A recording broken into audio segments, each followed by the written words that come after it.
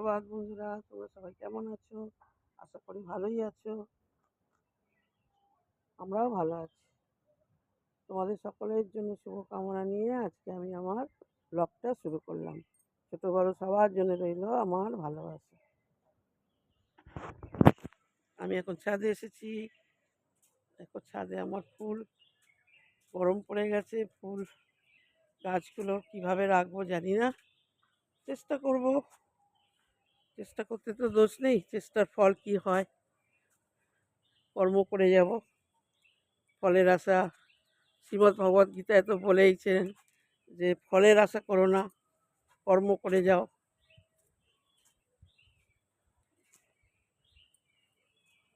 তাই কোনো লক্ষ্যে যদি স্থির থাকে সে সফলতা পাবেই। মানুষ যদি একাগ্রতার সঙ্গে সৎভাবে কোনো কাজ করে ভগবানের আশীর্বাদ অবশ্যই পাবে। তাই আমি আজকে একটা ছোট্ট পাখির কাহিনী বলব। সমুদ্রের ধারে একটা পাখি, ছোট্ট পাখি গর্ত করে বাসা বাঁধে থাকে। ডিম পাড়ে, যখনই ডিম পাড়ে, ডিমগুলো ও যখন ডিম পেড়ে খাদ্যের অন্বেষণে যায়, এসে দেখে ডিম থাকে না।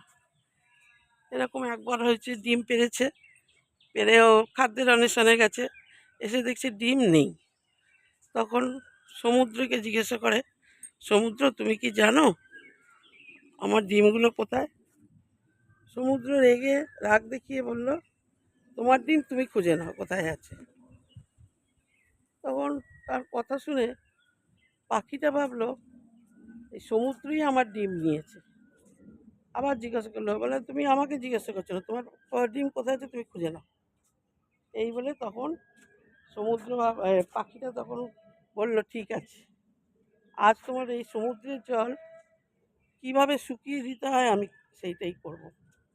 সমুদ্র তো হেসেই অস্থির, বলল, তুমি এইটুকুনি জীব, তুমি করবে আমার জল শুকনো, করো দেখি কি করতে পারো।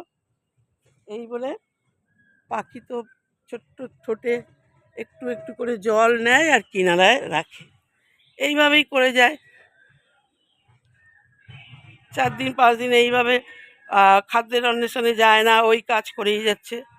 তখন অন্যান্য যে ওর সঙ্গীরা আছে, পাখিরা এলো, এসে বলল যে কি হলো, আজকে কদিন তুই যাচ্ছিস না, কি ব্যাপার?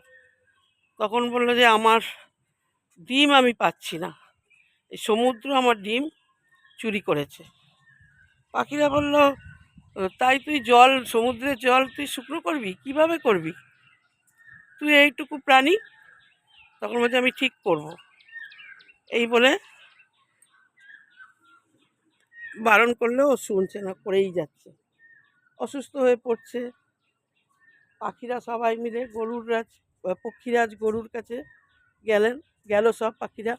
গিয়ে পক্ষীরাজ গরুরকে বলল যে, প্রভু, আমাদের সঙ্গী এই সমুদ্রের জল শুকনো করার জন্য মেতে উঠেছে, ও কি পারে? আপনি ওকে বাঁচান যেমন করে হোক। তখন গরুর দেবতা তো পাখিটার কাছে এলো, এসে বলল যে তুমি তো ছোট্ট জীব, তুমি কখনো পারো এই সমুদ্রের জল শুকনো করতে? বলছে, হ্যাঁ পারবো।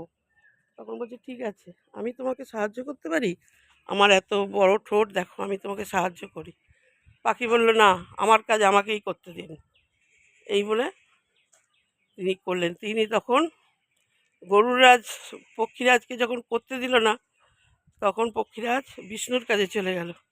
বিষ্ণুকে গিয়ে বলল, প্রভু, পাখিকে আমি কিছুতেই মত করাতে পারলাম না, কিছুতেই ওই কাজ থেকে সরাতে পারলাম না, আমার খুব কষ্ট হচ্ছে, আপনি ওকে রক্ষা করুন। তখন বিষ্ণু সমুদ্রকে বলল, সমুদ্র, তুমি তোমার জল একধারে সরিয়ে নাও। তখন সমুদ্র তার জল একধারে সরিয়ে নিল। পাখি তার ডিম দুটো নিয়ে চলে এলো। পাখি বলল, দেখলে তো পারলাম কি তোমাকে শুকনো করতে। তাহলে যদি কেউ তার নিজে একাগ্রতার সঙ্গে সৎভাবে যদি কোনো কাজ করে, সে কাজে ঠিক সফল হবেই। এই ছোট্ট পাখির থেকেই বোঝা যাচ্ছে যে মানুষ বা যে কোনো জীব এই একাগ্রতার সঙ্গে সতের সঙ্গে কাজ করলে ঠিক উন্নতি হবেই। কেমন লাগলো তোমাদের কাছে এই ছোট্ট কাহিনী? তোমরা কিছু কমেন্টের মাধ্যমে জানাবে। তাই প্রত্যেকটা এখনকার দিনের ছেলে বা মেয়েদের একই লক্ষ্যে পৌঁছানো উচিত। এক লক্ষ্য থাকলে নিশ্চয়ই, লক্ষ্য যদি স্থির থাকে ভগবানের ইচ্ছায় সফলতা পাবেই।